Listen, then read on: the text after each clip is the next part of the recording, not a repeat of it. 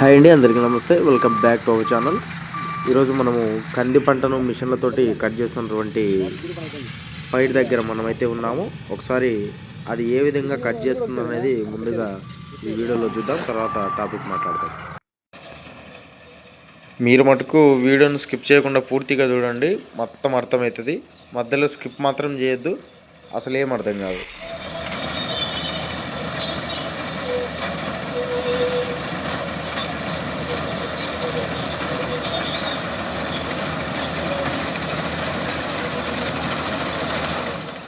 మీకు ఏ డౌట్ వచ్చినా కామెంట్ చేయడం మర్చిపోరు కదా.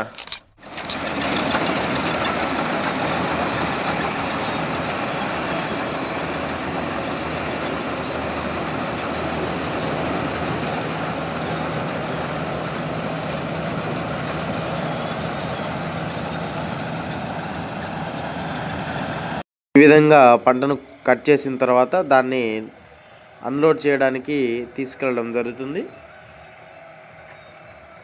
ఈ కంది పంటను కోయడానికి మిషన్ తోటి 2,000 రూపాయల నుండి 2,500 రూపాయల మధ్య రేట్ అయితే జరుగుతూ ఉంది.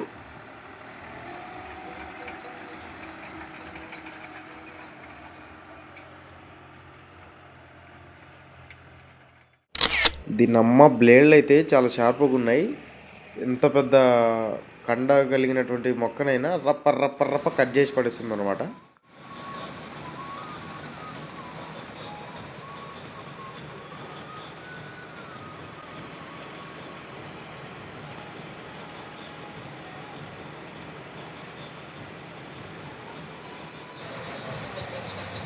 కంది కట్ చేసిన తర్వాత ఈ పైన తొట్టిలో పడడం జరుగుతుంది.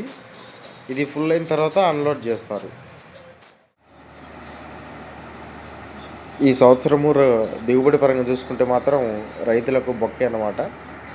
ఏం పెద్దగా 2 బస్తాలు ఎకరాకు 3 బస్తాల దాకా రావడం జరిగింది.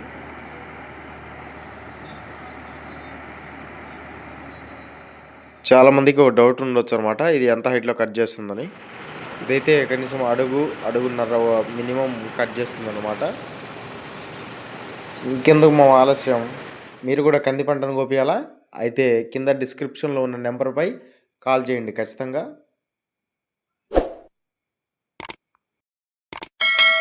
సబ్స్క్రైబ్ చేయడం మర్చిపోలేదుగా.